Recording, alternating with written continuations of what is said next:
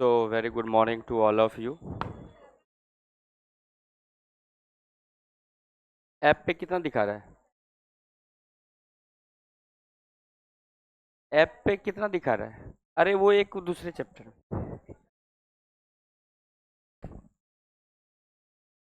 बिंदु 5 यहाँ है तो 6 यहाँ होगा। ठीक है,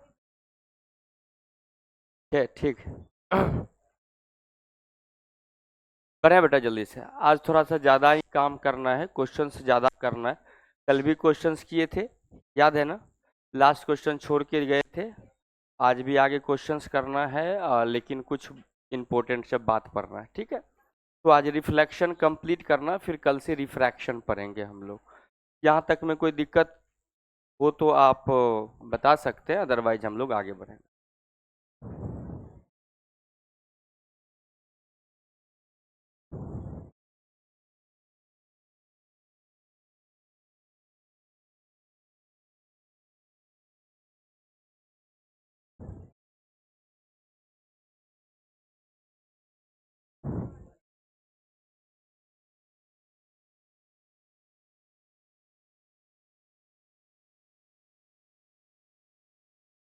शुरू करें?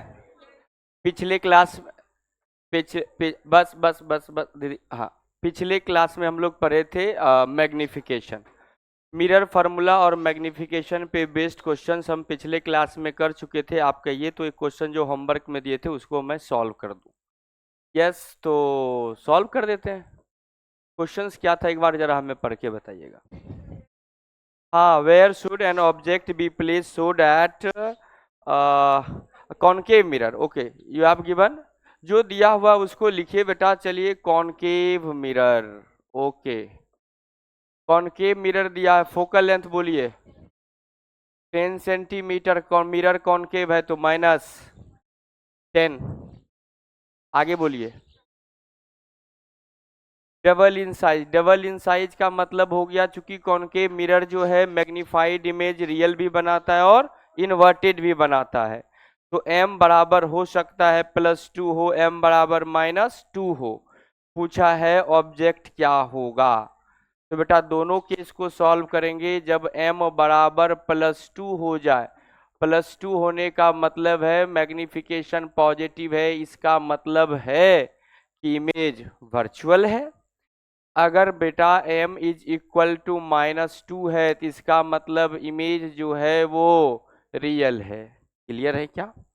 तो चलिए, आपको पता है बेटा m equal to +2, M M is equal to f by F minus of u is equal to +2, -10 minus u is equal to +2, -10 equal to -20 minus of 2u। Cross multiply कर दी, इधर बेटा आएगा प्लस का 10 equal to -2u, u is equal to -5 centimetre. कोई दिक्कत नहीं है।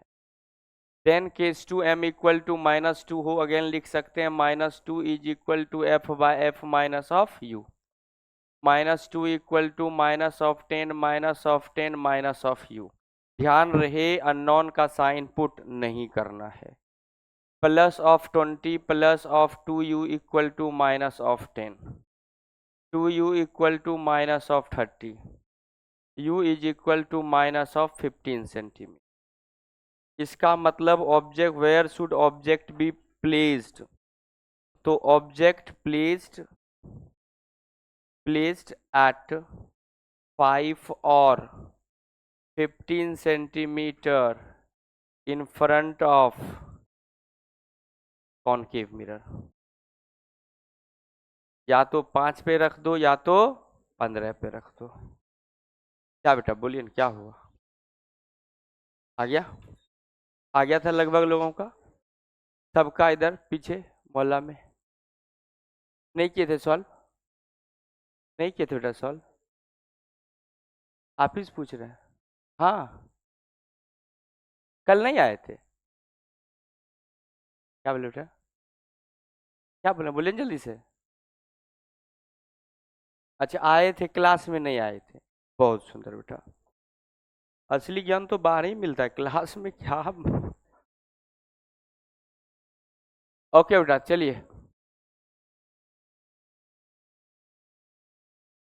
ऐसा सब एहसान मास्टर पे, कोचिंग पे, क्लास पे करते रहना चाहिए, है कि नहीं है। Types of magnification. अब बोले सर अगर ज्यादा कुछ बोले तो जो आज आए हैं वो कल वो नहीं दिखेंगे।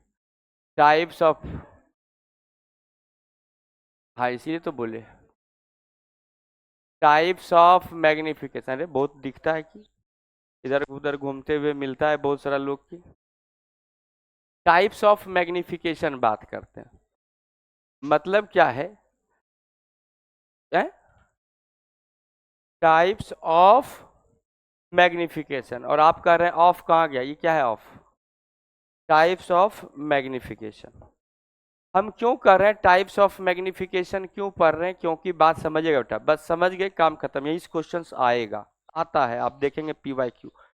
लेकिन हम फिर कहेंगे कि ये आप PYQ देख लीजिए खोल के, लास्ट ज़्यादा से ज़्यादा खूब मैक्सिमम करेंगे तो लास्ट 7 ईयर तक हम जाएंगे, मैक्सिमम 5 ईयर से इधर का जो कॉन्सेप्ट है फिजिक्स में उसी टाइप का क्वेश्चन आपको सॉल्व करना होगा। तुम पीछे क्या चला गया, अच्छा हमको भी लग रहा है, उसको कर दो ऊपर। तो ना क्या होगा कि बेटा कि क्वेश्चंस आप देखेंगे तो स्फेरिकल मिरर पे डायरेक्ट क्वेश्चंस आता है। प्लेन मिरर हम फिर कह रहे हैं कि हम नहीं पढ़ाए आपको, मतलब पढ़ा दिए बेसिक बेसिक बातें, फालतू चीज़ों में नहीं उलझाए। रीजन है कि इससे अच्छा है कि हम इस पे बेस्ड क्वेश्चंस कर लेंगे। और होमवर्क में भी कल दिए थे मॉड्यूल का, आप स्फेरिकल मिरर पे बेस्ड क्वेश्चंस कर लीजिएगा। कॉपी में जितने टाइप का क्वेश्चंस करा देंगे, और एनसीईआरटी में जिस टाइप का क्वेश्चंस है वो कर लीजिएगा। उसके बाद कभी दिल करे कुछ पढ़ने का तो मत पढ़िएगा।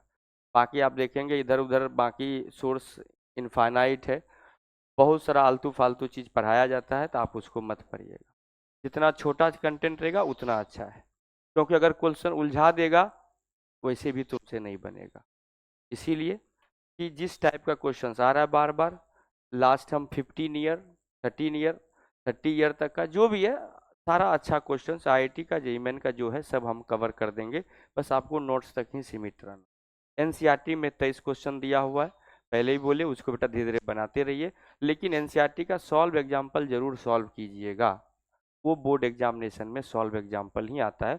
हम लोग यहाँ पे कुछ एग्जप्शन लेते हैं नीट एग्जामिनेशन में सॉल्व करने के लिए, शॉर्टकट यूज करते हैं, वहाँ पे शॉर्टकट यूज नहीं होगा।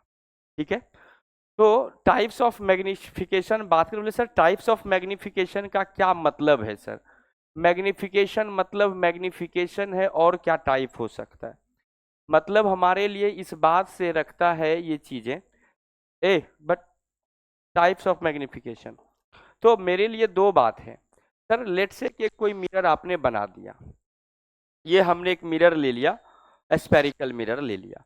अब मिरर के सामने ऑब्जेक्ट रखने का अपने पास दो तरीका है, या तो हम ऑब्जेक्ट इस तरह से रखें तो डेफिनेटली ये जो पॉइंट है ये ऑब्जेक्ट मिरर के लिए एक सिंगल पॉइंट ऑब्जेक्ट की तरह बिहेव करेगा, और इमेज जब भी कहीं बनेगा तो एक सिंगल पॉइंट पे बनेगा ऑन अ प्रिंसिपल एक्सिस, हाँ कि ना, किसी एक सिंगल पॉइंट पे इमेज इसका बन जाएगा, हाँ कि ना, किसी एक सिंगल पॉइंट पे इमेज बन जाएगा। दिखा रहे हैं, कह रहे हैं एग्जाम में क्वेश्चन आएगा, अभी गुस्सा जाएंगे ना बस दिमाग खराब हो जाएगा तुम्हारा, अभी हंस रही हो बस रोते हुए घर जाओगे। मजाक में बोले बेटा, देखो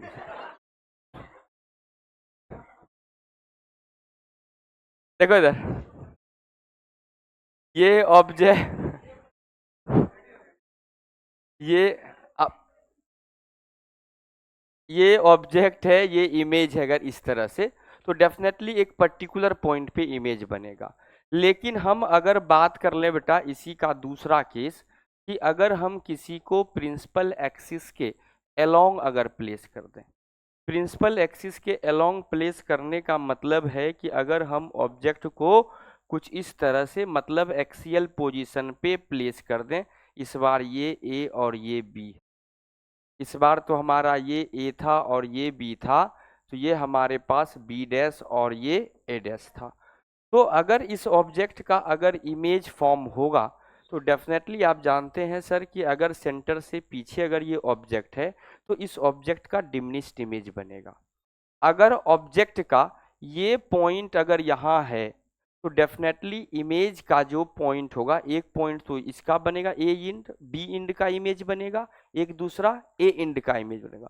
किसी भी ऑब्जेक्ट का लेंथ जो होता है दोनों इंड के बीच का डिस्टेंस या लेंथ के बराबर जो होता है, या डिस्टेंस जो होता है वही उसके लेंथ के बराबर होता है। समझ रहे बात को क्या? अगर हम इस ऑब्जेक्ट को मिरर के सामने रखें, इस इंड का इमेज और इस इंड के इमेज का जो बीच का दूरी होगा वही इसका इमेज का लेंथ होगा। अगर ऑब्जेक्ट को अगर इस तरह से रखें तो इस इंड और इस इंड का जो बीच का जो दूरी होगा वो इसके हाइट को बचाएगा। इस बार चूंकि ऑब्जेक्ट को प्रिंसिपल एक्सिस के लॉन्ग विद हाइट तो नहीं आएगा, लेंथ आएगा। समझ रहे बात? दो बार फॉर्मूला हमें लगाना होगा। तो बी पॉइंट का इमेज, लेट्स से कि इमेज जो फॉर्म हुआ ये ऑब्जेक्ट अभी प्रिंसिपल मतलब सेंटर ऑफ कर्वेचर से पीछे है, तो इमेज छोटा बनेगा। छोटा मतलब लेंथ भी छोटा बनेगा, तो हो सकता है इस ऑब्जेक्ट का इमेज जो है बेटा ऐसा बने। तो ये हमारे पास जो होगा कि ये जो हमारा इंड होगा, ऑब्जेक्ट जितना ज्यादा दूर होगा, समझिएगा बात को, ऑब्जेक्ट जितना ज्यादा दूर होगा उसका इमेज फोकस से उतना पास होगा, क्योंकि इनफाइनाइट पे जो होता है उसका इमेज फोकस पे होता है, और जो जितना नजदीक है उसका उतना। तो अगर हम कहें बेटा इधर हमारा ए डैश होगा, इधर हमारा बी डैश होगा, तो कोई तकलीफ? तो इस दोनों केस में अंतर है। ये ऑब्जेक्ट को ट्रांसलेशनल रखा गया है, या इसको बोलते हैं ट्रांसवर्स बोलते हैं, या हम इसको बोलते हैं कि लीनियर मैग्निफिकेशन बोलते हैं। तो अगर इसके लिए कितना height of image by height of object का जब बात करते हैं, तो कितना हाइट इमेज का बड़ा हुआ, कितना हाइट इमेज का छोटा हुआ, जब उसका कंपेरिजन करते हैं तो हमारा कहलाता है लीनियर मैग्निफिकेशन। क्या कहलाता है?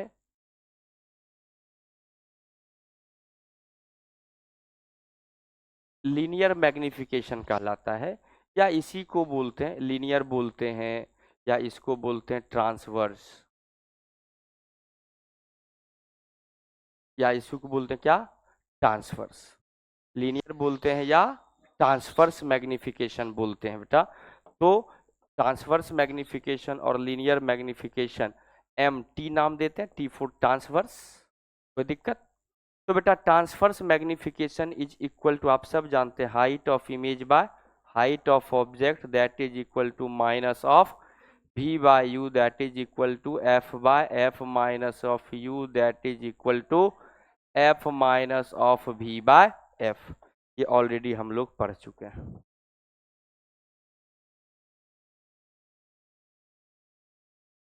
ये हम लोग पिछले क्लास में पढ़े थे, फर्स्ट नंबर। ये कब होगा इसका मतलब आप समझ जाएंगे, when object place perpendicular to principal axis. तो इसमें ऑब्जेक्ट कैसा रखते हैं इसमें बेटा, ट्रांसफर लीनियर या ट्रांसवर्स में, इसमें कैसा रखते हैं, ये बात को लिख लीजिए। इसमें कैसा रखते हैं ऑब्जेक्ट, इसमें कैसा रखते हैं बेटा, object placed perpendicular perpendicular to principal axis. Object को कहाँ रखते हैं? परपेंडिकुलर रखते हैं प्रिंसिपल एक्सिस के। हाँ कि ना बोलिए? Right. Object is place perpendicular to principal axis.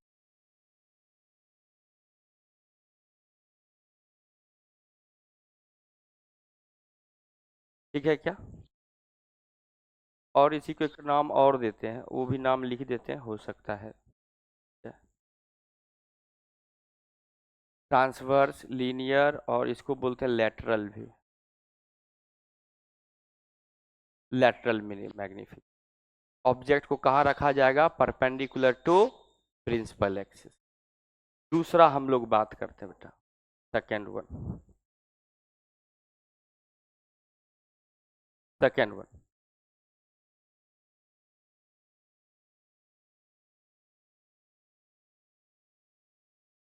Second one जिसको बोलते हैं लॉन्गिट्यूडनल, और इसी को हम लोग बोलते हैं axial, axial magnification.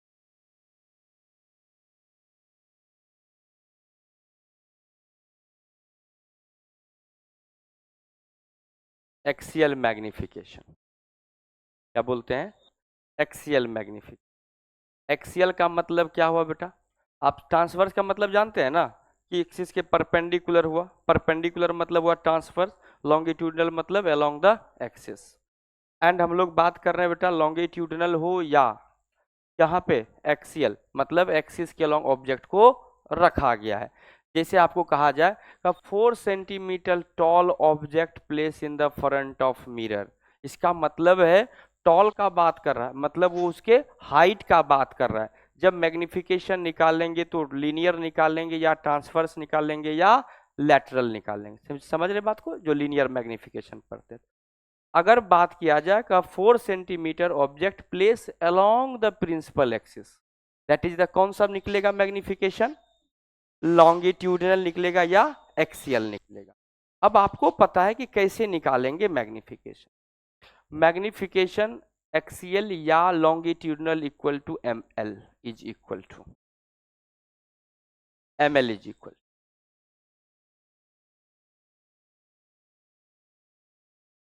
M L is equal to, लिखे सारा फॉर्मूला एक जगह लिख लोगे, उसको याद रख लोगे, सारा क्वेश्चन जब भी आंख बंद करोगे बन जाएगा। देखो M L is equal to, बोले आंख बंद करने के बाद, हम तो कॉपी तक नहीं देखते हैं, तो आंख बंद कर रहे हैं। M L is equal to, तो बेटा क्या होगा? आपको पता है कि अगर मैग्निफिकेशन बात करेंगे तो length of image by length of object, तो इसका मतलब ऐसा लिख दें। इसमें बात करते हैं साइज का, तो क्या बात करेंगे बेटा? Size of object, sorry size of image, image by size of object. समझ रहे हैं बात को क्या? ये किस साइज का क्या लेंथ है इसका, समझ रहे बात को क्या? Is equal to size of image कैसे निकलेगा? कि जो इसका दो इंड है ए और बी, उसके बीच का लेंथ, ऐसा लिख सकते हैं क्या? डेल्टा भी बाय डेल्टा यू। दो इमेज बनेगा, एक पहला इंड से दूसरा इंड से, तो दोनों के इंड का इमेज के बीच का डिस्टेंस वही इसका लेंथ कहलाएगा। समझे बात को? और ऑब्जेक्ट का लेंथ क्या है, साइज क्या है? तो ऑब्जेक्ट के दोनों पॉइंट, जो हमारे लिए एक u1 पोजीशन है, दूसरा u2 होगा, तो दोनों के बीच का जो डिफरेंस आएगा वही तो इमेज साइज के बराबर आएगा। नहीं समझे तुम बात को? नहीं समझे, बट कहाँ समझे? ये देखो बेटा ऑब्जेक्ट है, ये मिरर है, तो डेफिनेटली ये इंड क्या कहलाएगा? u1। हम ऐसा मान ले हमारे लिए दो ऑब्जेक्ट है, एक ऑब्जेक्ट नहीं है, दो ऑब्जेक्ट है। ये पहला ऑब्जेक्ट देख ली, इसका इमेज कहाँ बना, ये u1 था, इमेज बना v1 पे। ये ऑब्जेक्ट एक पॉइंट ऑब्जेक्ट है जिसका पोजीशन u2 है, इमेज कहाँ बना बेटा? v2 से। u2 माइनस u1 करेंगे तो हमें क्या मिल जाएगा? Length of object. और बेटा v1 माइनस v2 करें या v2 माइनस v2 का मॉड ले लेंगे तो क्या मिल जाएगा? Length of image. वही तो हमने किया, ये एनसीईआरटी में यूज किया गया है, बेसिक कॉन्सेप्ट, ठीक है क्या? लेकिन कंपटीशन में नहीं आता है। डेल्टा मतलब चेंज का बात होता है। अगर ऑब्जेक्ट बेटा कर्वेचर, रेडियस ऑफ कर्वेचर से कंपेरेबल हो, लाइक कि रेडियस ऑफ कर्वेचर 12 सेंटीमीटर का है और ऑब्जेक्ट 5 सेंटीमीटर का है, इसका मतलब है कंपेयर करने लायक है। अगर ऑब्जेक्ट जो है बहुत छोटा हो, किसके रेस्पेक्ट में? रेडियस ऑफ कर्वेचर के रेस्पेक्ट में, इसका मतलब इस डेल्टा का मतलब चेंज होता है। तो अगर बहुत स्मॉल हो तो हम यूज कर सकते हैं dv बाय du। क्या यूज कर सकते हैं बेटा? dv by du। क्या यूज कर सकते हैं? dv by du। क्या यूज कर सकते हैं? dv by du। dv by du use कर सकते हैं, इज इक्वल टू, देखिएगा बेटा अब यहां से हमें क्या निकालना है बेटा? dv बाय du, हमारे नीट एग्जामिनेशन में यूज होता है।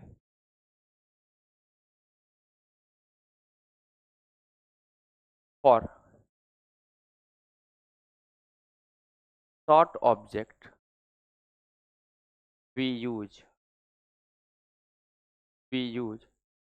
मैग्निफिकेशन कौन सा बेटा, longitudinal is equal to D V by D U, equal to क्या होगा, D V by D U use कर रहे हैं, कैसे आएगा देखियो बेटा।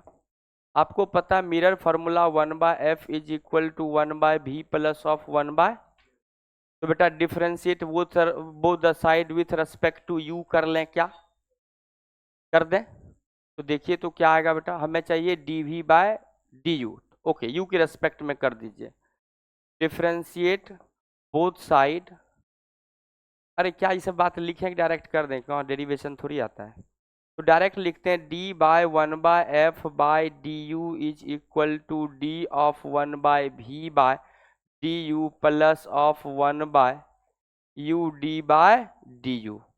क्या आपने कभी ऐसा चीज किया हो, क्या है, क्या किए हैं क्या, कौन सा, 1/x with respect to D of 1/x dx किए हैं क्या आता है, डिफ्रेंशिएशन कहता है पावर आगे लाओ, पावर को एक कम करोगे तो माइनस ऑफ 1/x² होगा कि नहीं होगा, बोलो ना, तो क्या आ जाएगा माइनस ऑफ 1/x² होगा कि नहीं होगा, तो इसका मतलब है कि इसका जो डिफ्रेंशिएशन आएगा 1/x का, तो आपको याद रहे कि 1/d of 1/x/dx is equal to minus of 1/x², क्योंकि फंक्शन अलग है तो थोड़ा हम भी कुछ अलग कर देते हैं, इसको कर लेते हैं y के रेस्पेक्ट में, तो y के रेस्पेक्ट में अगर हम लोग कर लें इसको तो क्या रिजल्ट आएगा, तो ये आ जाएगा बेटा minus of 1/x² into D X bye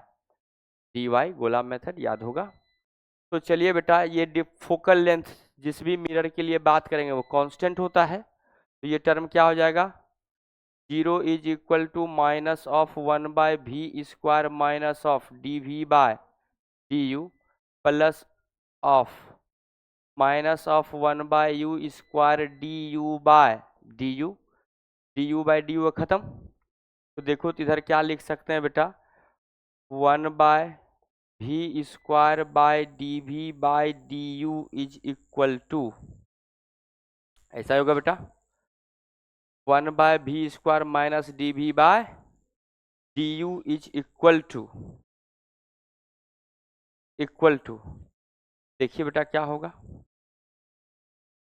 1/v² minus of, ये इधर आएगा, ये इधर ही रह जाएगा, माइनस ऑफ 1/u² इंटू 1 हो जाएगा, नहीं हो गया 1, तो यहाँ से बेटा D V by D U is equal to minus of v² by u², that is equal to D V by D U is equal to minus of, ये v बाय यू का होल स्क्वायर नहीं हुआ, तो v by you कभी आपने पढ़ा था क्या होता है, मैग्निफिकेशन होता है, क्लियर है क्या, या अगर आप इस माइनस को अंदर चूंकि ये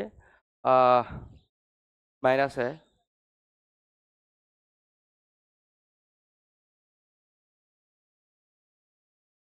हाँ ठीक है, तो क्या आ गया बेटा minus of v² by minus of v² by u², direct लिख दें क्या बेटा, minus of v² by u², that is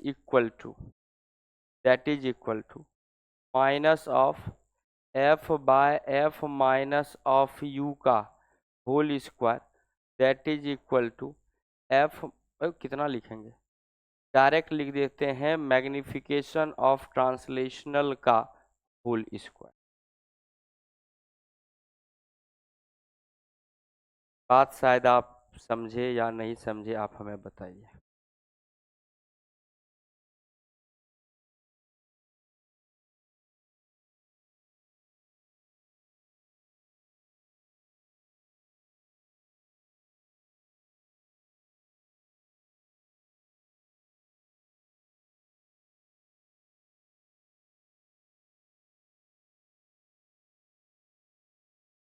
अगर इस माइनस को अंदर लेके चले जाए तो प्लस हो जाएगा, नहीं क्या आपके मॉड्यूल में?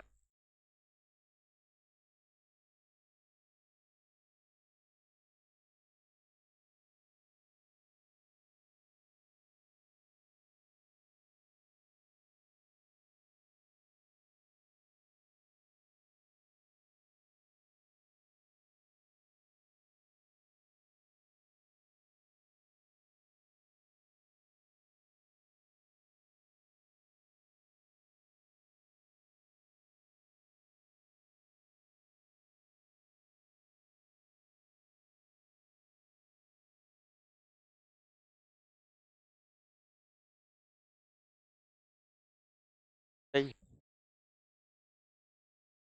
कोई दिक्कत? बढ़े आगे, समझे बात को? और ये पता भी स्क्वायर में ट्रांसवर्स का आपको पता है कि मैग्निफिकेशन क्या होता है? F by F minus U का whole square, F minus V का होल स्क्वायर, जानते ही हैं आप ना? इसीलिए तो यहाँ पे लिख सकते हैं भी square by you square minus में, that is equal to minus of M L का होल स्क्वायर। अब जो जो डाटा है इसके लिए आप डायरेक्टली यूज कर सकते हैं, लेकिन किसके लिए? For a short object.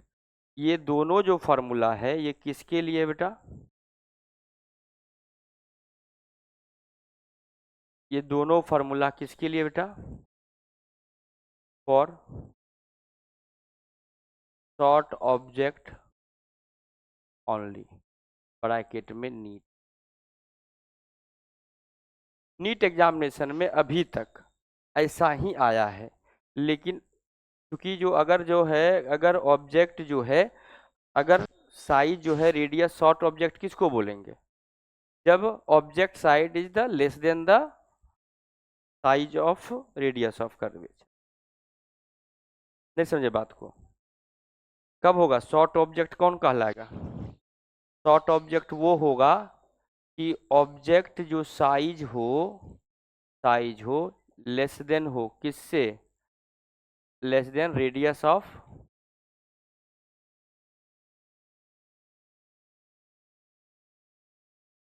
Curvature. हम चाह रहे हैं अब यहाँ से आगे बढ़े, बढ़े बेटा?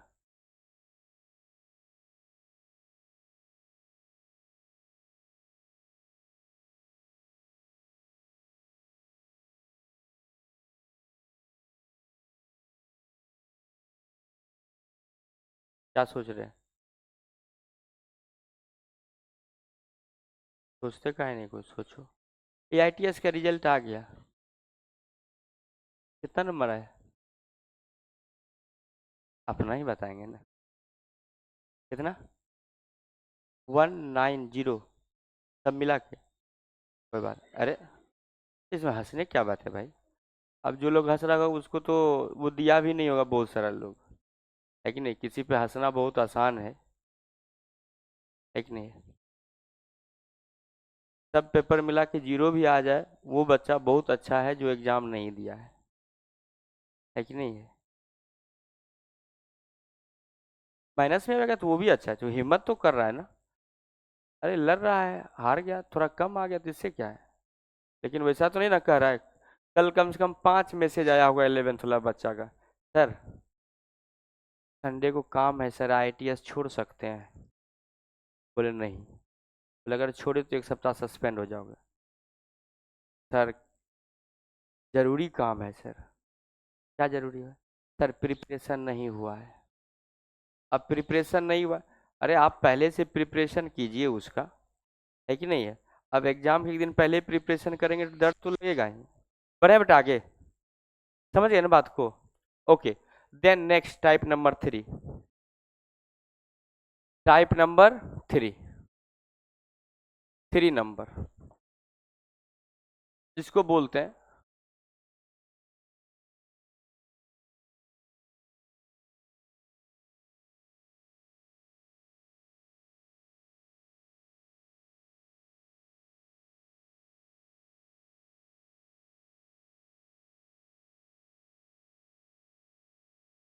सुपरफिशियल मैग्निफिकेशन या इसी को बोलते हैं two dimensional magnification,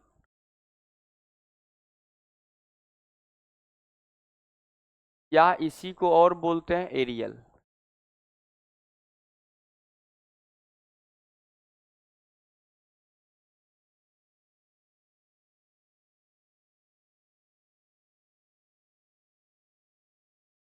areal magnification.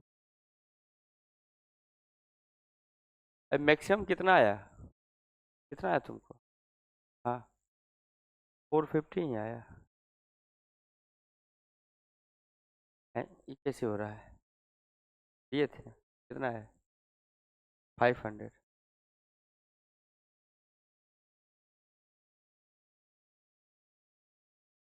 हाँ, 4,420। बाप रे, नंबर भी लाए वैसे जैसे क्लास आते थे कभी कभी। हाँ, बताइए। तुम तो दी ही नहीं थी।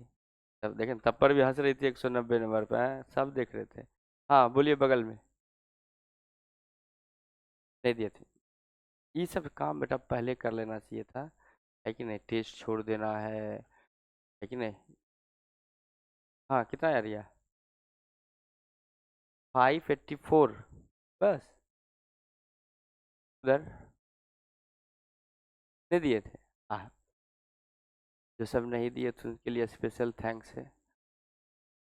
और उधर पीछे दिए थे टेस्ट कोई? हाँ, टेस्ट दिए थे। हाँ बेटा दिए थे। कितना नंबर आया? बहुत अच्छा बेटा, थोड़ा और मेहनत करो। अरे 350 तक आ जाएगा, कुछ ना कुछ तो मिल ही जाएगा। नीट में 350, होम्योपैथिक भी डॉक्टर बन जाओगे तो समझ रहे हो ना, पापा कितना खुश हो जाएंगे। और तुम कितना खुश होगे, बिना पढ़े लिखे देखो इतना नंबर आ गया। कितना नंबर आया आपको?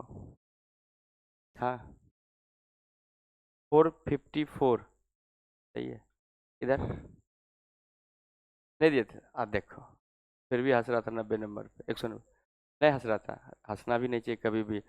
जानते हो, किसी कमजोर आदमी को देख के, किसी दुखी आदमी को देख के, विपत्ति में पड़ा हुआ आदमी पे कभी नहीं हंसना चाहिए, क्योंकि वक्त बहुत खराब चीज़ है, वो लौट के आता है।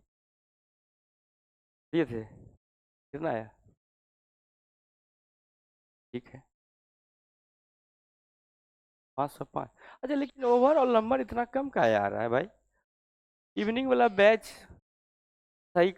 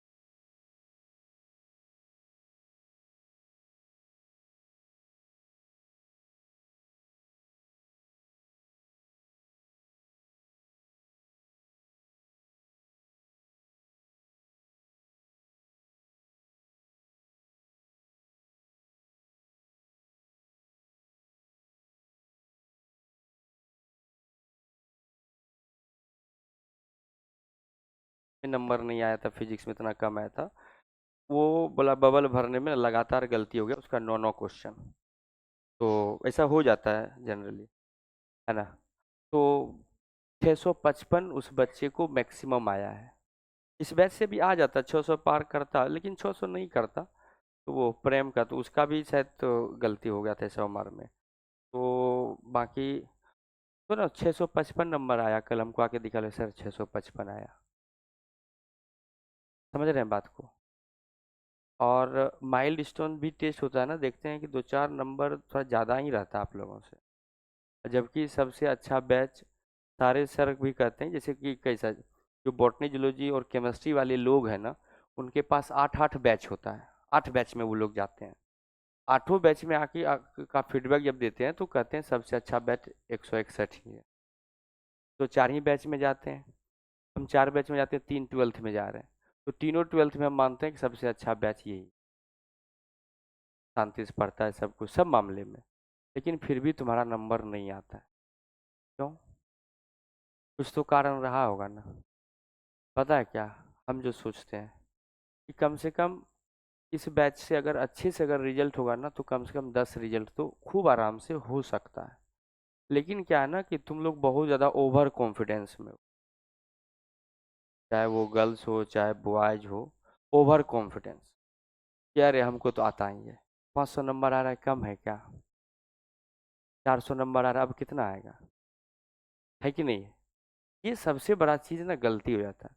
तुमको अभी लग रहा है ना कि अगर तुम अपने अभी अपना स्कोर 600 करना बहुत आसान है, लेकिन जब तुम यही अगले साल जब प्रिपरेशन करने लगोगे, डेफिनेटली इस बार तुम 500 से ऊपर ला रहे हो, 400 से ऊपर ला रहे हो, नीट एग्जामिनेशन में भी तुम आराम से 500 540 50 60 तक स्कोर कर दोगे। हम तो ऐसे बच्चे से मिलते हैं ड्रॉपर में कि जिसको देख के लगता है कि तो 400 लायक नहीं है, लेकिन नीट का स्कोर देखते हैं ना, स्कोर कार्ड उसका 580 560 होता है, क्योंकि क्वेश्चंस जो है वहाँ पे मॉडरेट मतलब इजी ज़्यादा रहता है, मॉडरेट उससे कम, डिफिकल्ट बहुत कम, तो बच्चा स्कोर कर देता है। और जब उससे हमको लगता है उसके सामने सच करेंगे, फिजिक्स का पेपर अगर तुमको दे दें और उस बच्चे को दे दें जो 600 और 580 लाया, तुम उससे ज़्यादा स्कोर कर दोगे।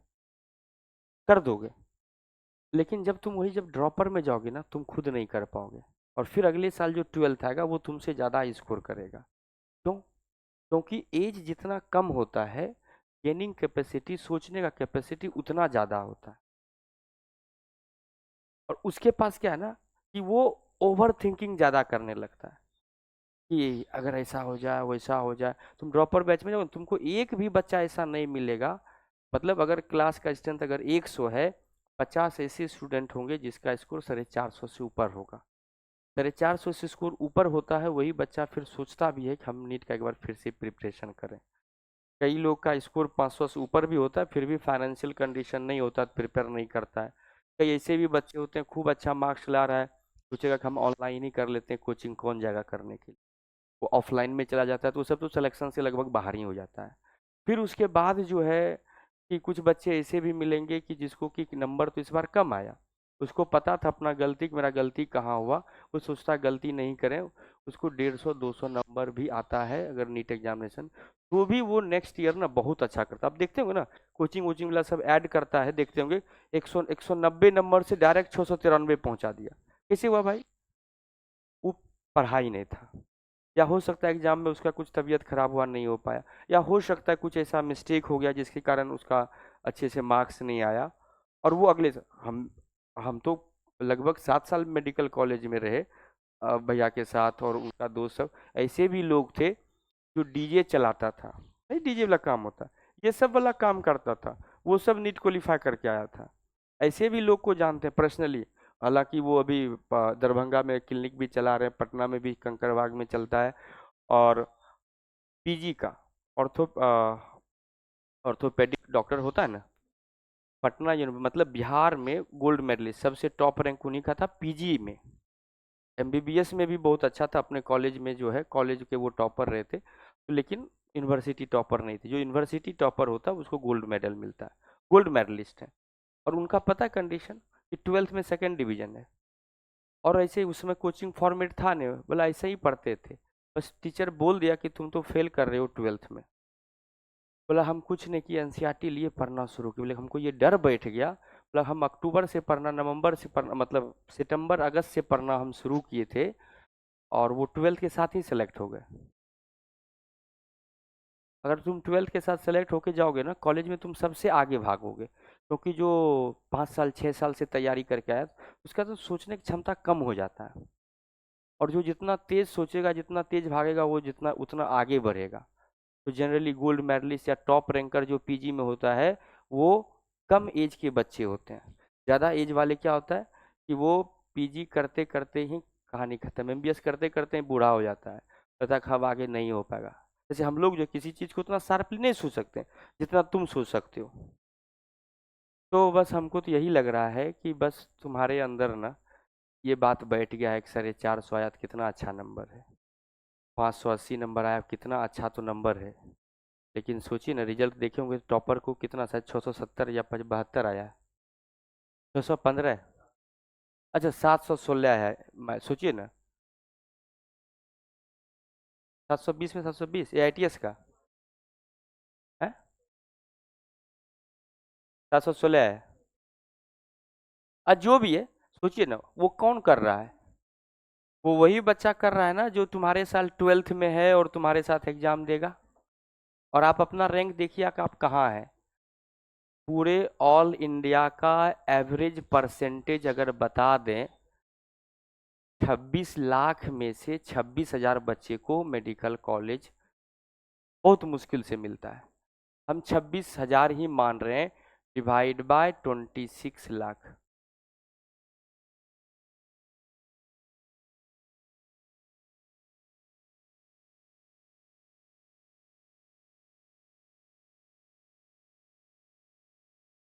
मात्र जो है एक 1,000 में से एक बच्चा, तो मतलब 0.1% हुआ, 1,000 में एक होगा।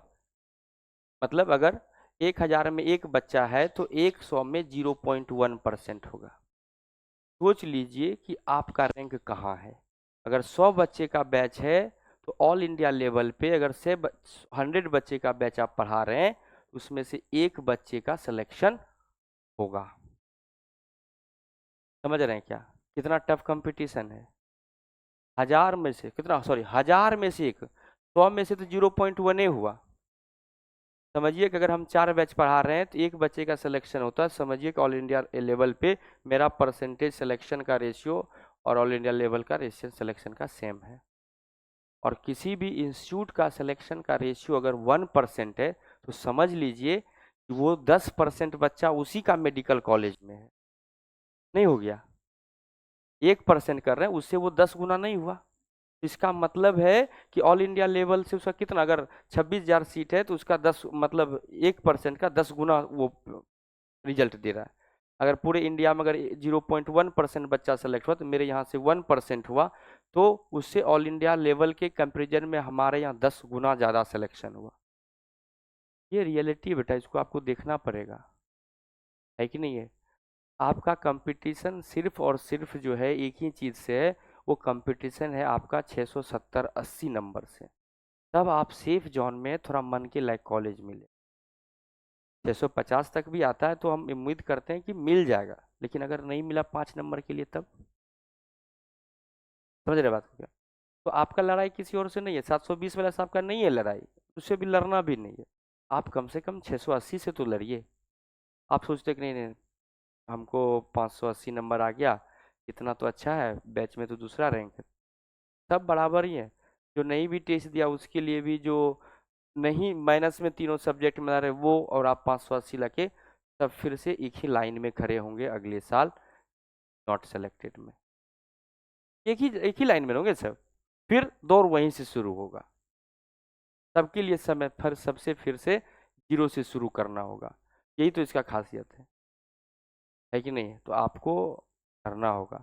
अपने आप को ये मत कभी कहिए कि हमको 580 नंबर आ गया या 590 आ गया या 600 आ गया, ठीक है सर, नहीं कुछ नहीं हुआ। आप उसी लाइन में खड़े हैं जहाँ बच्चा की 5 नंबर 10 नंबर 20 नंबर भी, या नहीं पढ़ रहा है ना, जो क्लास में नहीं आया, मानते नहीं आता है रेगुलर, आप उसी लाइन में खड़े हैं 580 नंबर ला के भी।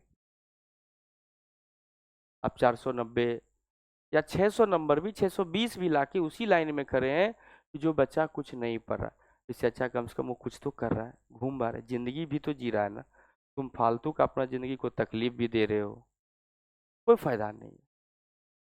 कोई फायदा नहीं है तकलीफ देने से, झूठ का परेशान हो रहे हो, कोचिंग आ रहे हैं जा रहे हैं मॉड्यूल निकाल रहे हैं, ये कर रहे हैं वो कर रहे हैं। उसी लाइन में जब लगना ही है, फिर से जाके उसी एक छोटा सा कॉलेज में ग्रेजुएशन ही करने के लाइन में लगना है, तो क्यों जिंदगी को कष्ट देना भाई, है कि नहीं। सारा एफर्ट्स बेकार हो जाएगा, है कि नहीं है। इसीलिए जो है बेटा, थोड़ा सा खूब आराम से, इतना पोटेंशियल है आप सब में कि आप कर सकते हैं, तो हम कहेंगे कर लीजिए, नहीं तो फिर बाद में फिर मज़ा नहीं आएगा। ठीक है, चलिए हम लोग बात करते हैं एरियल में। नहीं वो बच्चा कर रहा है, किया है तो डेफिनेटली अप्रिशिएट तो उसको करेंगे कि नहीं किया। जबकि माइल्ड स्टोन सब में उसका स्कोर देखते हैं 580 570 रहता है। AITS आया तो 100 नंबर जंप किया, क्यों पता है? देखिए तुम लोग कोई भी क्वेश्चन डाउट नहीं पूछे, पता नहीं प्रिपरेशन किए कि नहीं किए, वो जब से पता चला AITS से ये आ रहा है, वो सब क्वेश्चंस को एक एक कुछ नहीं किया, कॉपी पढ़ा, कॉपी में हर एक टाइप का क्वेश्चंस हम करवा दिए हैं, कॉपी पढ़ा, क्वेश्चंस जो जो दे रहे थे उसको सॉल्व किया, जो भी उसको लगा कि हमको मॉड्यूल में नहीं बना या जो भी है पुराना टेस्ट पेपर था उसको बना लिया, वो सब कर लिया, हो गया। अब जैसे तुम्हारा अगला AITS है, आप अभी तक देखे भी नहीं होंगे कि कब है और क्या, जबकि पहले शेड्यूल दिया हुआ है कि नहीं, 27 तारीख को है। अभी तक कोई भी, कब है? अब भाई अक्टूबर में जब रे 27 को भी टेस्ट है, 29 को, सॉरी 29 को माइल्ड स्टोन है। तो हमको नहीं लगता कि हम बार बार कहते हैं 15 दिन पहले से तैयारी शुरू कीजिए। माइल्ड स्टोन में भी तो टारगेट लीजिए, देखिए ना आप, माइल्ड स्टोन में तो कोचिंग लेवल पे ही हो रहा है, अपने सेंटर लेवल पर, पटना लेवल पे होता है वो टेस्ट। उसमें देखिए आपसे कितना बच्चा है, 650 से ऊपर है, देखिए वो सब इस बार 12th में पढ़ रहा है और वो इस बार कॉलेज जाएगा, निश्चित रूप से जाएगा। समझ रहे हैं ना बात को? तो इसलिए थोड़ा सा एफर्ट्स और लगाइए, अपना टक्कर जो है 770 670 680 नंबर से दीजिए।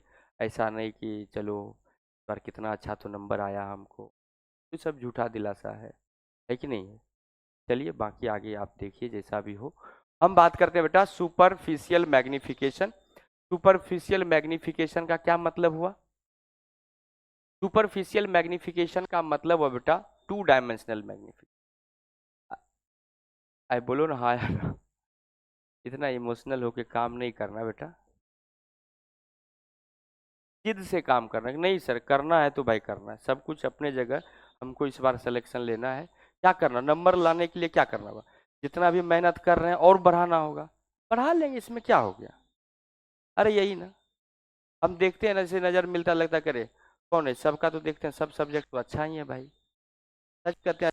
पर होगे ना कम से कम 10-12 रिजल्ट इस बैच से हो जाएगा, आने तो सच कहते हैं कि अगले साल ड्रॉपर में फिर 10-12 तुम मिलोगे यहीं हमको, और समझ जाओ हम किसको किसको कह रहे हैं, सब यहीं मिलोगे ड्रॉपर में अगले साल,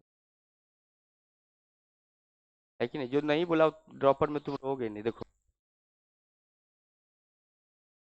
आगे मजाक की बेटा। देखो तो हम लोग आते हैं वापस, हम अगर सुपरफिशियल का मतलब हुआ बेटा 2 डायमेंशनल, अगर कोई बेटा 2 डायमेंशनल बॉडी को अगर हम लोग प्लेस कर दें मिरर के सामने, ये हमने प्लेस कर दिया, समझे कैसे किया?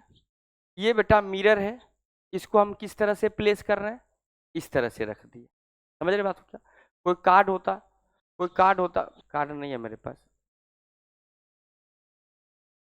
मान लेते ये ऑब्जेक्ट को, ये मान समझे स्क्वायर है, इसको हमने ऐसे रख दिया, ये एक्सिस है हमने रख दिया, ये इसका हाइट है, ये इसका विड्थ है, तो अब इसका डेफिनेटली इमेज तो बनेगा। तो इसका मतलब है कि अगर बात करिए परपेंडिकुलर रखा, समझ रहे हो ना, जैसे मान लेते हैं कि ये मिरर होता तो हम इस ऑब्जेक्ट को रखते, दो तरह से रख सकते हैं, जेई में आता है लेकिन नीट में तो नहीं आता है, लेकिन फिर भी क्वेश्चन हम कराएंगे, खोज के लाएंगे। ये बेटा मिरर है, ऑब्जेक्ट को हमने ऐसे रखा तो इसका क्या मतलब हुआ? इसका मतलब ये हुआ कि सर ये प्रिंसिपल एक्सिस होता, ये अगर प्रिंसिपल एक्सिस, ध्यान से सुनिएगा, कि अगर ये प्रिंसिपल एक्सिस है तो उससे ये वाला जो लाइन है, ये वाला इसका जो, जिसको बोल सकते हैं आप सर ये विड्थ है या लेंथ बोल सकते हैं, कि मान लेते हैं कि इसको बेटा विड्थ है, ये इसके कैसे है, परपेंडिकुलर है कि नहीं है? इसका मतलब लेटरल वाला कॉन्सेप्ट लगेगा या लगेगा या लॉन्गिट्यूडनल वाला, लेटरल या फिर लीनियर या ट्रांसवर्स वाला, क्योंकि परपेंडिकुलर वाला बात हो रहा है। और ये देखो हाइट वाला बात है कि नहीं है, और ये तो परपेंडिकुलर है ही, हाँ कि ना?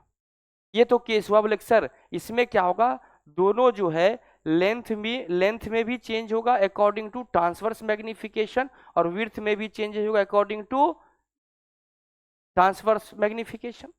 लेकिन अगर हम इसी को कुछ इस तरह से प्लेस कर दें, ये प्रिंसिपल एक्सिस और ये मिरर, अब कैसे होगा बेटा?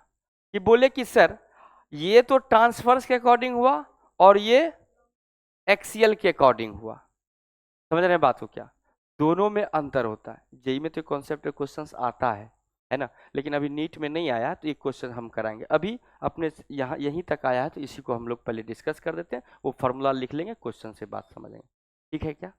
चलिए, तो हम लोग बात करें बेटा, ये ऑब्जेक्ट रख दिए, तो ऑब्जेक्ट को अभी कहाँ रखे हैं, अलोंग टू, ऑब्जेक्ट कहाँ रखे हैं, तो सुपरफिशियल या एरियल मैग्निफिकेशन कब बोलेंगे बेटा,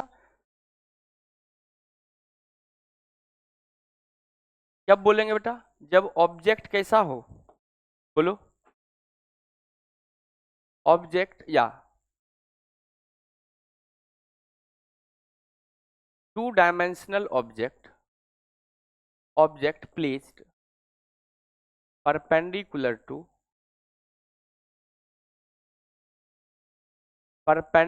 टू प्रिंसिपल एक्सिस, कहाँ रखेंगे बेटा, perpendicular to principal axis, right. तो बेटा लेट से कि अगर देखिएगा ध्यान से, अगर ये इसका फोकस है, ये इसका सेंटर रह गया, अगर ऑब्जेक्ट बियॉन्ड सी है तो इमेज कैसा बनेगा, डिमिनिश बनेगा, लेंथ भी छोटा हो जाएगा और विड्थ भी छोटा हो जाएगा, तो इसका मतलब इमेज कहाँ बनेगा, बियॉन्ड सी है तो in between centre and focus, तो इस ऑब्जेक्ट का ये जो है इमेज बन जाएगा। ये क्या था, ऑब्जेक्ट था, ये ऑब्जेक्ट है, तो ये इमेज है। तो लिख सकते हैं superficial magnification is equal to, लिख सकते हैं इसको area of image by area of object. Superficial मतलब एरियल मैग्निफिकेशन, एरिया में जो मैग्नीफाइड हुआ है या इनलार्ज हुआ है या डिमिनिश्ड हुआ है, तो area of image by area of object कह सकते हैं क्या, बोलिए ना हाँ या ना, अरे बोलो ना हाँ या ना, दैट इज इक्वल टू, ये होगा बेटा हाइट ऑफ इमेज इनटू, या ऐसा लिख सकते हैं length of image into width of image, W for width of image by length of object into width of object. आप सब जानते हैं length and width are perpendicular to each other, length of image by length of object, तो इसका मतलब अगर ये बेटा लेंथ है तो ये विड्थ है W, तो इसका मतलब है तो ये हो जाएगा मैग्निफिकेशन कौन सा, transverse along the length into magnification along width भी कौन सा, ट्रांसवर्स, क्योंकि ये भी कैसा है, विड्थ भी परपेंडिकुलर है, तो इसका मतलब ms इक्वल टू mt का whole square.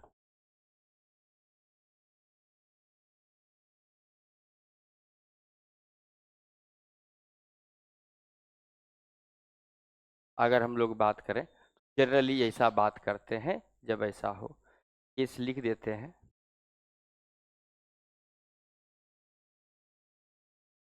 If two dimensional object placed along axis of mirror, axis of mirror अगर रखा हो तब क्या होगा बेटा, तो magnification two dimensional superficial equal to magnification transverse into magnification longitude, ms into ml, ठीक है क्या।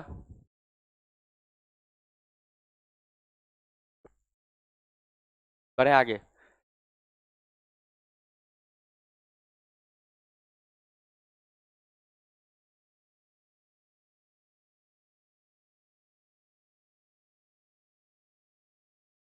लिखिए जल्दी से, हमको कितना पढ़ाना था अभी, कम से कम 10 क्वेश्चन करना है, 10 मिनट में कैसे होगा, हम क्वेश्चन लिखते जाएंगे, तुम सॉल्व करते जाना, तब तक हम लिखेंगे फिर सॉल्व कीजिएगा, ठीक है, एक पेज पे दो दो क्वेश्चंस करेंगे, जल्दी हो जाए,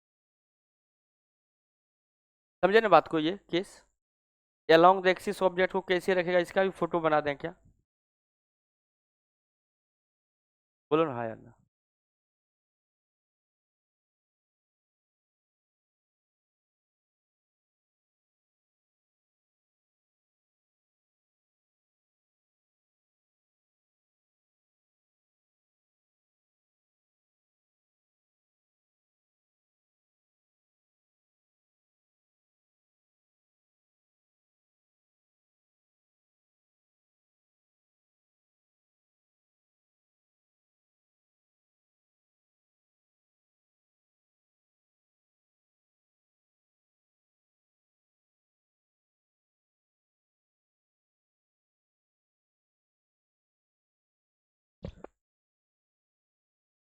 ये समझे बात को?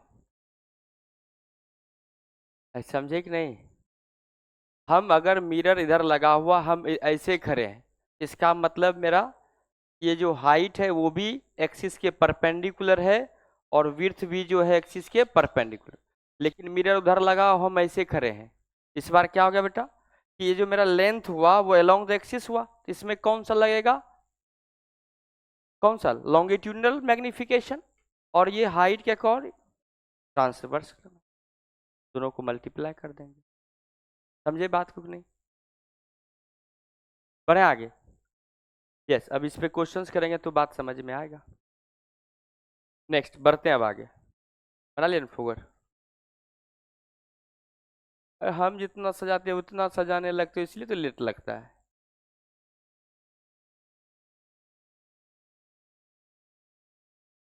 कितना भी सजा लो, हमसे अच्छा थोड़ा ना लिख पाओगे। एक बात तो हुआ कि सुंदर नोट्स बनाना सीख गए आप लोग, हम खुदे सीख गए इतना अच्छा लिखना।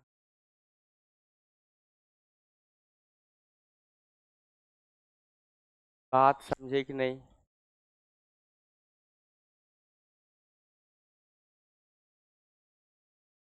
हाँ बेटा।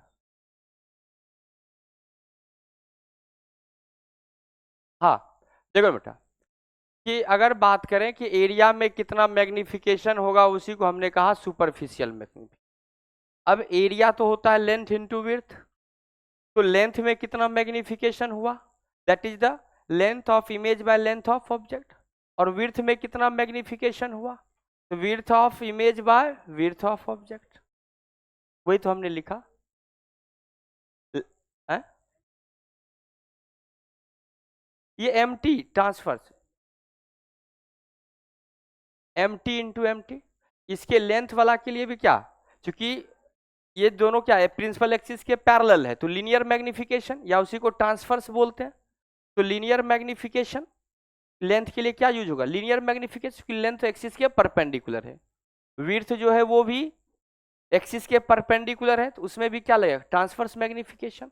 तो ये भी है transverse magnification into transverse magnification. बढ़े आगे, बढ़े। नेक्स्ट है अपना बेटा वेलोसिटी ऑफ इमेज।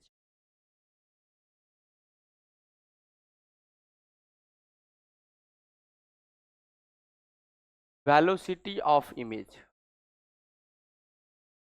एक इसमें सॉल्व एग्जांपल है एनसीईआरटी का। वेलोसिटी ऑफ इमेज का क्या मतलब? वेलोसिटी का इमेज का मतलब हुआ कि ऑब्जेक्ट अगर कोई ऑब्जेक्ट जो है किसी वेलोसिटी v से मिरर की तरफ मूव कर रहा है, वी ओ से, दैट इज ऑब्जेक्ट, तो इमेज का वेलोसिटी क्या होगा?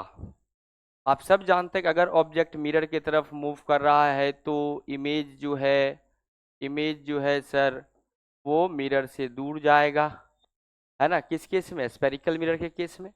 तो अगर बात करते हैं definitely velocity of image with respect to mirror is equal to, तो होगा रेट ऑफ चेंज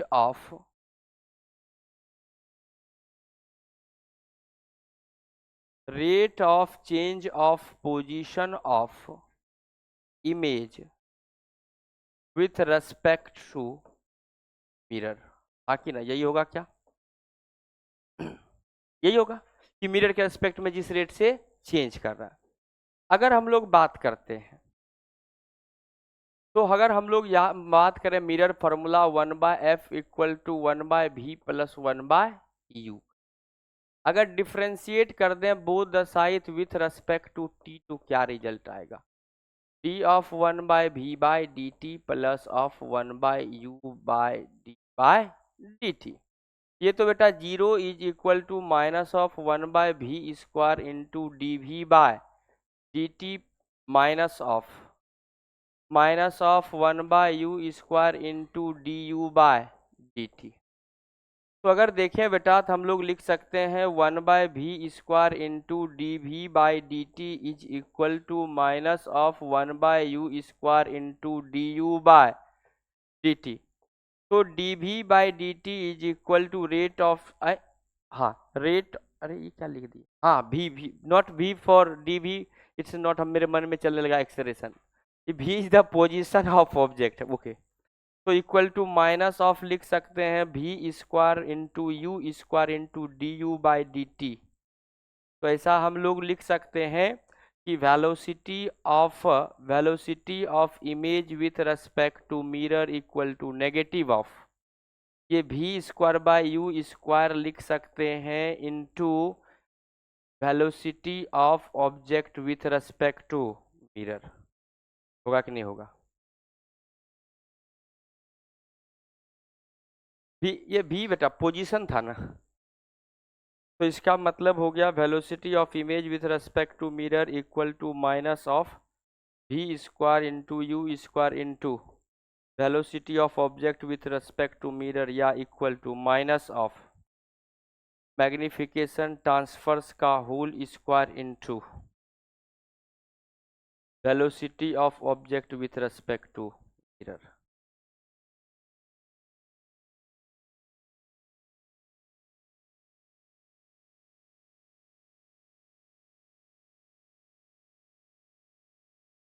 बोलिए हाँ या ना।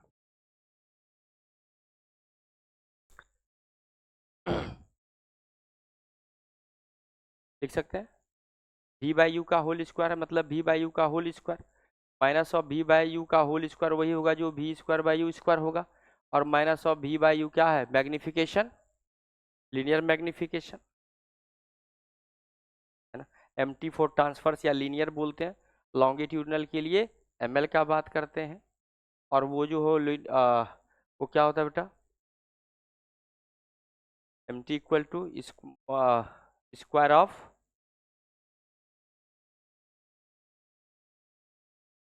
हाँ इसमें एक और डायरेक्ट फार्मूला निकाल दें क्या, वैसे आप समझ ही रहे हैं, यहाँ पे आपको पूछा जाता है कि area of image is equal to, इस मैग्निफिकेशन को इधर मल्टीप्लाई कर दें, area of object into magnification का होल स्क्वायर, क्योंकि डायरेक्ट आपसे एरिया ही पूछा जाता है। ठीक है,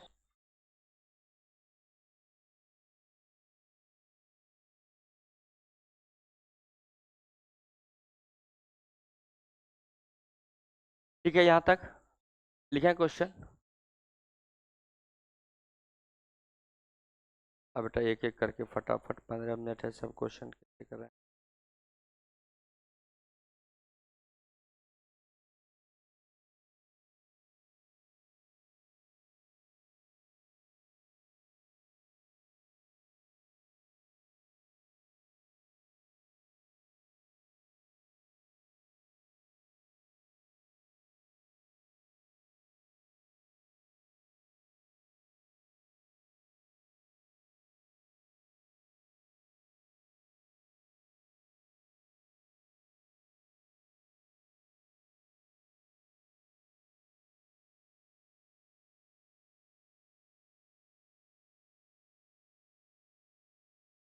बड़ा है,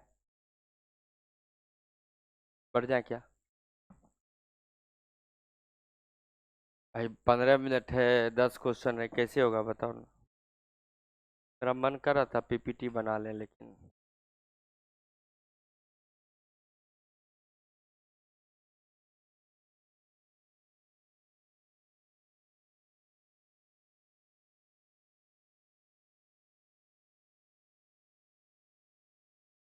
अब अभी आगे से कोई नहीं लिखेंगे, सिर्फ आप लोग, हम क्वेश्चन लिखेंगे, आपको सिर्फ सॉल्यूशन बनाना है, क्या घर पे जाके एक बार क्वेश्चन लेके फिर से बना लीजिएगा, ठीक है।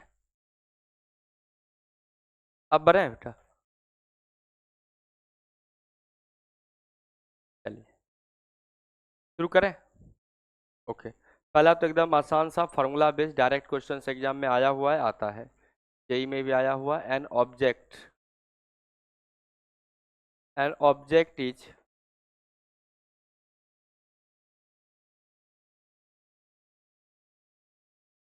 Moving with the velocity.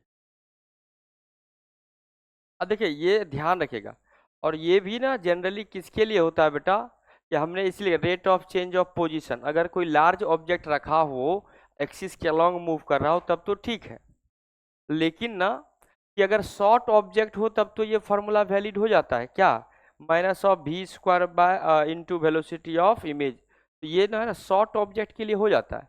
अगर कोई लॉन्ग ऑब्जेक्ट हो प्रिंसिपल एक्सिस के अलोंग अगर हो तब ये वैलिड नहीं होता, तब आपको बेसिक रूल से बनाना पड़ता जो क्वेश्चन एनसीईआरटी में दिया हुआ, लेकिन अपने पास क्वेश्चंस बन जाता है नीट एग्जामिनेशन, ठीक है, इसलिए बोले कि एनसीईआरटी का वो क्वेश्चंस भी आपको करना है। जैसे वहां देखोगे इससे करोगे ना आंसर अलग आएगा, वहां पे अलग आंसर दिया हुआ है, रीजन है अगर एक्सियल ऑब्जेक्ट है तो डेफिनेटली दो अलग अलग इंड है, तो यहाँ पे जो है ये इसमें क्या है ऑब्जेक्ट परपेंडिकुलर ही अगर जा रहा है तब तो कोई दिक्कत नहीं है, तो ये भी पॉइंट ऑब्जेक्ट एक ही पर्टिकुलर पॉइंट पे होगा, जो भी इमेज होगा वो एक ही पर्टिकुलर पॉइंट पे, that is the image extended नहीं होगा, वहां पे क्या हो जाएगा इमेज जो एक्सटेंडेड होगा या कंप्रेस होगा, तो उस केस में जो है तब चेंज आता है। एनसीईआरटी सॉल्व एग्जांपल में ऑब्जेक्ट को ऐसे रख के मूव किया हुआ है तो वहां पे अलग आंसर आएगा, देखिएगा, तो हम लोग लिख रहे हैं ध्यान रखिएगा, an object is moving with the velocity, कुछ नहीं कहा जाए तो हम एक ही केस लेते हैं, with the velocity with velocity v not, with velocity v not forward, a concave mirror,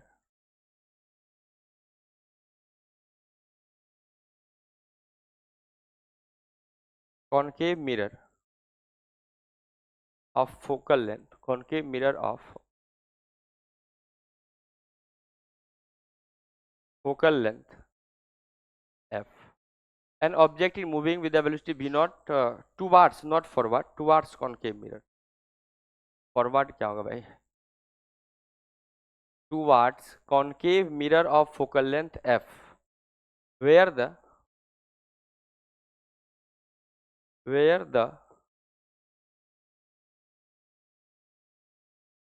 object at u distance from mirror, where क्या when the, अरे क्वेश्चन ही मिस्टेक ऐसे लिखा हुआ था, वो भी लिखने के बाद ना सेंटेंस लिखते हैं, when the object is a u distance from the mirror, from the mirror find its find find velocity of image, समझ रहे हैं बात को, एक कॉनकेव मिरर के तरफ मूव कर रहा है कौन, ऑब्जेक्ट v नॉट वेलोसिटी से मूव कर रहा है, बोलता है कि वेलोसिटी ऑफ इमेज क्या होगा जब ऑब्जेक्ट कहाँ हो u डिस्टेंस पे हो, ठीक है, नेक्स्ट क्वेश्चन तब तक लिखते हैं हम, आपको सिर्फ सॉल्व करना, ये नहीं बेटा क्वेश्चन लिखने में समय, क्वेश्चन लिखते जिसको अभी देखेंगे तब तुम देखना,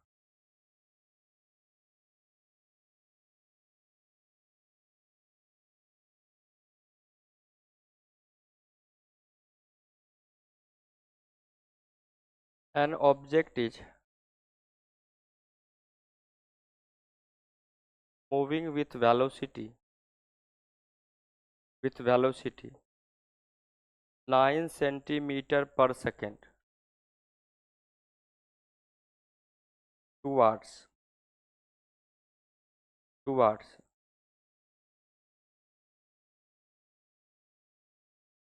concave mirror of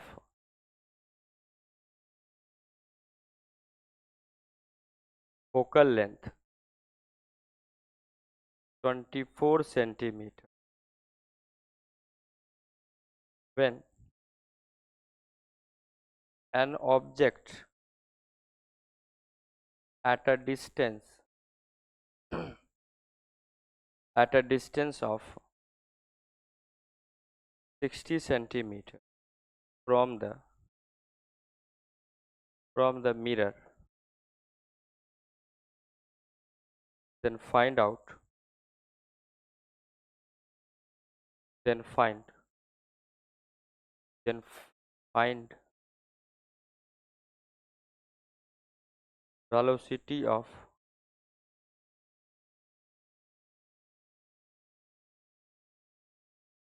तो क्वेश्चन लिखिए, पहला सॉल्व करें, पहला सॉल्व करें बेटा। नहीं हुआ पहला सॉल्व, हो गया होगा, सेकेंड उसी पे बेस्ड है। ठीक है बेटा, कैसे सॉल्व करते हैं, पहला सॉल्व करते हैं 1 नंबर। बोला कि एन ऑब्जेक्ट है मूव कर रहा है बी नॉट वेलोसिटी वर्ड, तो आपको पता है कि velocity of image equal to minus of magnification transverse का whole square into velocity of object. Velocity of image क्या क्या गिवन है बेटा, गिवन है आपको focal length f, object distance दिया हुआ f is equal to f, concave mirror है माइनस f ले लेंगे, या डायरेक्ट f के फॉर्म में ही आपको आंसर ये देखने के लिए मिला था f, and the object distance, object distance कितना बेटा minus of u, formula minus of, लगा लीजिए formula, minus of f by minus of u into we not का whole square into we not, that is equal to, ऐसा करें यहाँ से भी माइनस कॉमन ले लें, तो f by minus of u का whole square into we not, इसका आंसर होगा, हाँ कि ना। मैग्निफिकेशन का सिर्फ वैल्यू पुट कर दिए, रिजल्ट होगा, ये आईआईटी का आया हुआ क्वेश्चन, और आपका पीवाईक्यू भी है, नीट में भी यही क्वेश्चन आया था। अब देखो यहाँ पे बेटा सेम क्वेश्चन है उसी टाइप का, जिसको हम सॉल्व कर देते हैं, कि तुम सॉल्व करोगे अभी इसको, कि घर पे कर लेना, 4 सेंटीमीटर पर सेकंड माइनस में आया होगा, इसका मतलब है कि दोनों अपोजिट डायरेक्शन में मूव कर रहा है। क्या आया ये, कैसे निकालते बेटा, velocity of image equal to minus of M T का whole square into we not is equal to, देखिएगा बेटा एक बार डायग्राम जरूर बनाइए, कॉनकेव मिरर है सर, ये ऑब्जेक्ट है कोई, किस वेलोसिटी से जा रहा है, वी नॉट से जा रहा है, तो डेफिनेटली अगर इधर 9 मीटर पर सेकेंड जा रहा है तो इसका वेलोसिटी प्लस ऑफ 9 सेंटीमीटर पर सेकेंड होगा, वेलोसिटी का बात हो रहा है।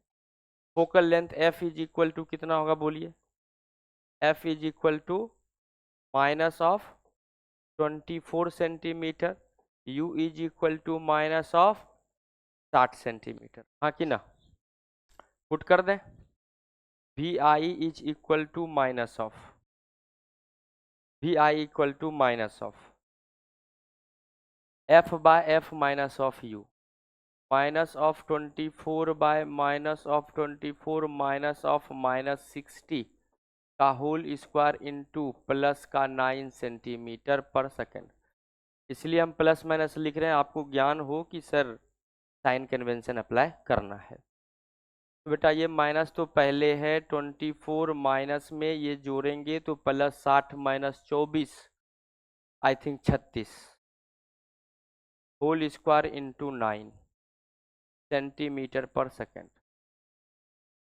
12 दूनी 24, 12 तिया 36, v i equal to minus of, ये बेटा -2 का स्क्वायर 4, 3 का स्क्वायर 9 गुना 9 सेंटीमीटर पर सेकेंड, इसका मतलब ये आ गया माइनस ऑफ 4 सेंटीमीटर पर सेकेंड। स्पीड पूछता तो 4 होता, माइनस बता रहा है कि image move opposite to object, हाँ कि ना।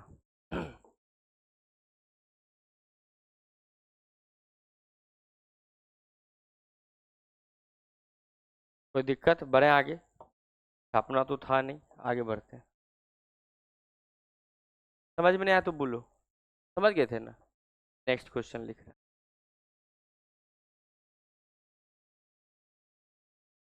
नेक्स्ट क्वेश्चन है,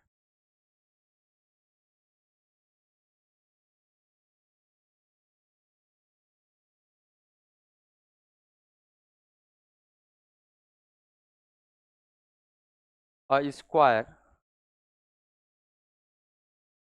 square wire of size, a square wire of size 3 × 3 centimetre square, या तो ऐसा करें, या स्क्वायर ऑफ साइड दे देते हैं, तब साइड 3 × 3 दिए तो स्क्वायर नहीं लिखना चाहिए, 3 centimetre, square wire of side 3 centimetre is place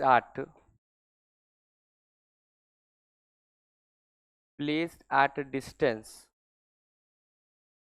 25 centimeter from concave mirror of focal length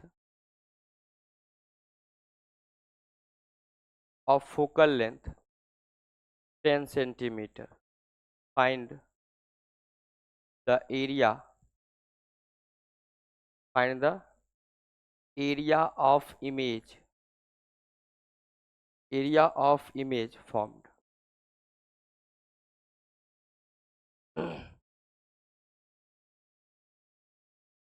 solve कीजिए तब तक बेटा।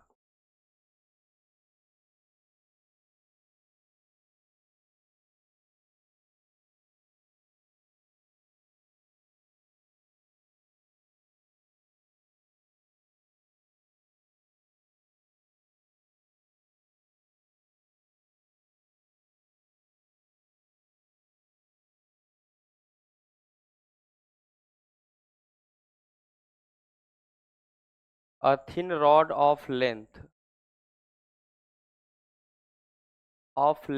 f/3. A thin rod of length f/3 is placed along a principal axis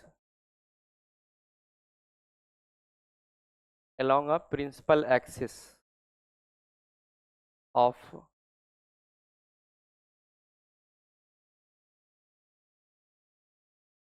concave mirror of focal length f. focal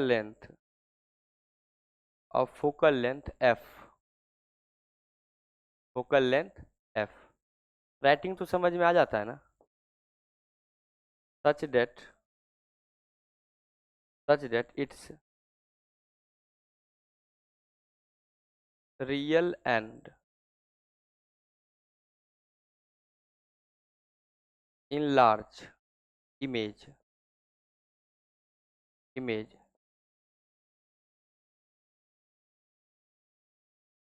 just touches the rod. Find out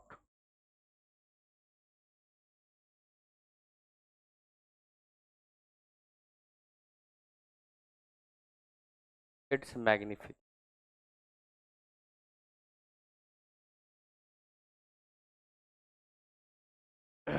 उम्मीद करते हैं कि solve हो गया होगा। क्या कहा? Square wire of a side, तो इसका मतलब magnification m is equal to size of image by size of object equal to minus of mt का होल स्क्वायर। हाँ कि ना? देखिए ना, इक्वल टू बेटा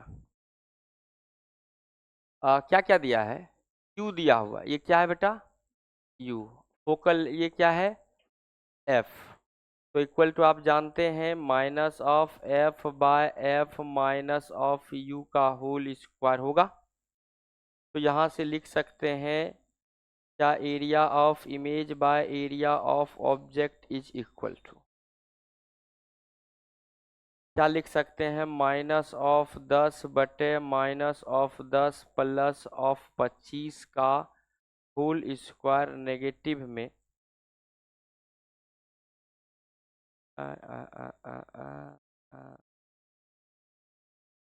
अरे माइनस आता है इसमें क्या? सुपरफिशियल में नहीं, ये तो इसमें तो कहाँ रहा? सुपरफिशियल में माइनस नहीं आता ना। सुपरफिशियल में नेगेटिव वर्ड थोड़ी आता है, डायरेक्ट होता है ना mt का स्क्वायर। तो बेटा ये कितना हो गया? तो बेटा area of image by area of object is equal to 10 बटा 15 का दैट इज इक्वल टू 5 × 10 5 × 15 4/9। यही कर दें, area of image equal to area of object into 4/9। Area side 3 centimetre का एरिया कितना होगा, 9 सेंटीमीटर का whole square into 4/9, that is equal to 4 centimetre square. Answer आ गया था क्या? गुड। सेकेंड क्वेश्चन सोचिए तो जरा, क्या कुछ सोच पाए क्या?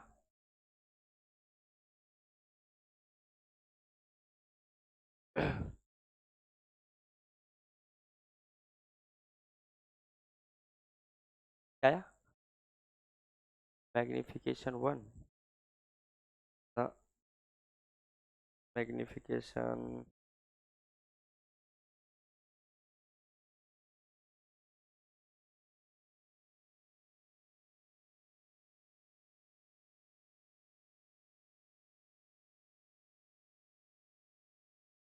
आंसर ही नहीं।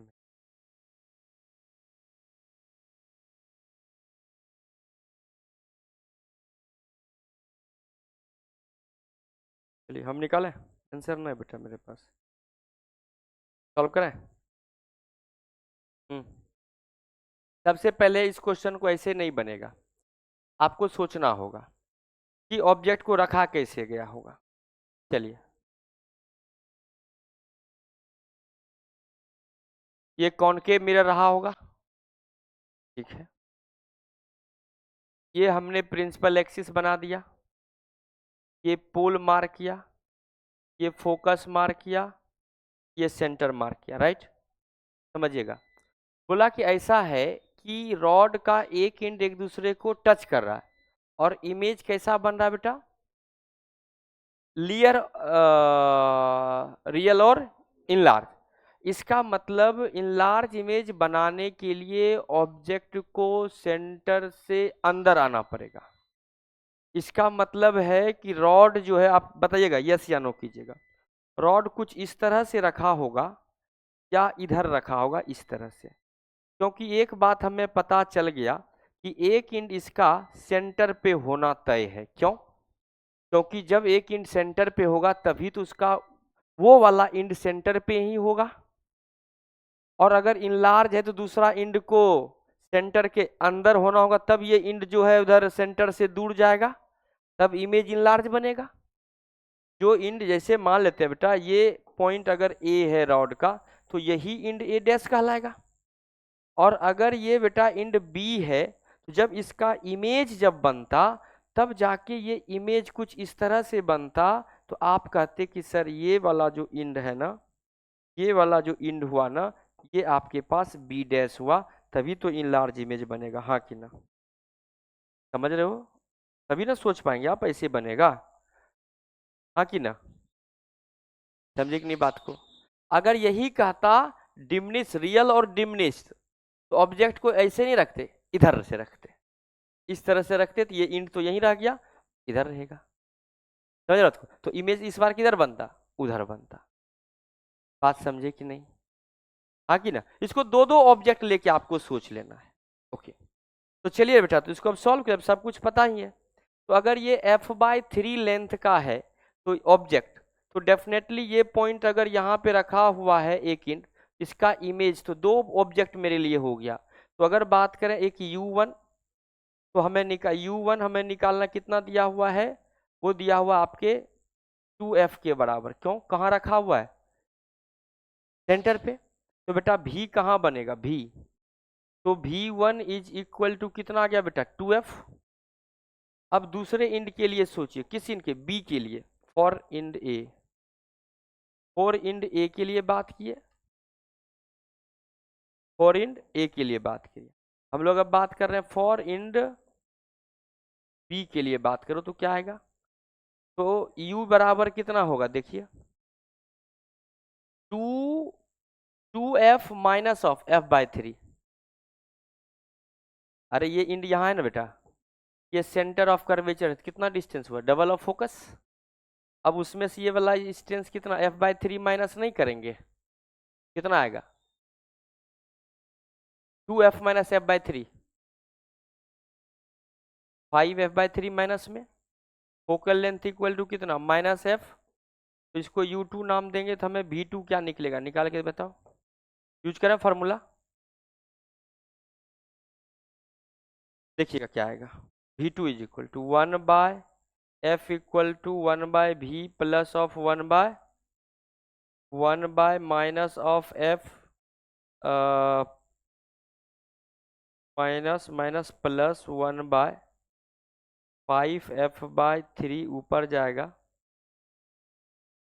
पहले तो इसको ऊपर ले जाओ सबसे पहले, तो ये हो गया बेटा, इधर आता तो प्लस ऑफ 3f/5, 5f/3 तो 3 ऊपर जाएगा, 3/5f is equal to 1/v। LCM लीजिए बेटा, तो ये हो गया एलसीएम 5f, ये f लिया माइनस, तो -5 plus of 3 equal to 1/v2, solve कर दें तो v2 is equal to minus of 5f/2 that is equal to minus of 2.5f। तो हमें पूछा था मैग्निफिकेशन, मैग्निफिकेशन इक्वल टू हम कौन सा निकाल रहे हैं, एक्सियल। तो इस बार हम देखो मैग्निफिकेशन का ml का होल स्क्वायर नहीं, mt का होल स्क्वायर नहीं किए, क्यों, क्योंकि फोकल लेंथ f था और ऑब्जेक्ट का साइज f/3 है, तो इस बार बहुत छोटा नहीं हुआ, इसलिए हम डायरेक्ट फार्मूला नहीं लगाए, और जो लगाएगा गलत होगा, इसलिए IIT में आया वही क्वेश्चन था। तो ये बेटा कितना हो गया आपके पास, तो बेटा magnification m is equal to, ये होता है बेटा length of image by length of object that is equal to, object का लेंथ कितना होगा 2.5f माइनस ऑफ 2f कर दें, नहीं 2 बाय कहाँ से बेटा, यहाँ से ऑब्जेक्ट शुरू हुआ और कहाँ गया बेटा, यहाँ पे 2.5f तक ऑब्जेक्ट गया, ऑब्जेक्ट यहाँ से यहाँ तक गया, तो ये लेंथ कितना होगा 0.5f, और ऑब्जेक्ट का हाइट कितना था बेटा 1/3f था, हाँ कि ना, ये तो लेंथ कितना होता है, इसको डायरेक्ट लिख देते, लेंथ का बात किए तो 5f, लेंथ का बात 5f/2 डिवाइड बाय ये होता बेटा f/3, f से f cancel out, 15/2 that is equal to 7.5 answer होता, नहीं होगा, अरे अरे अरे अरे गलती कर दिए ना, गलती कर दिया ना बेटा, ये यहाँ पे 0.5 है ना था,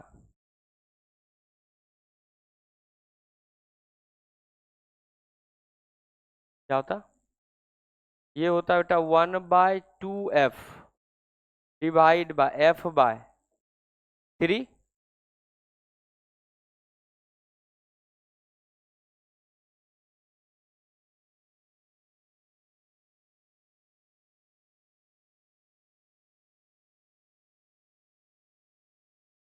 वन 1.5 आंसर होता, बात समझे कि नहीं, समझे बात को, अभी तो क्वेश्चन बहुत सारा बचा ही रह गया, समय ही खत्म हो गया, कोई बात नहीं, नेक्स्ट डे जो है हम लोग क्वेश्चंस को करते हैं, ठीक है। एक्सरसाइज 1 बनाइएगा लेकिन स्पेरिकल मिरर का, ठीक है, आज इतना ही रखें, आज के लिए इतना ही, thank you everyone, have a good day.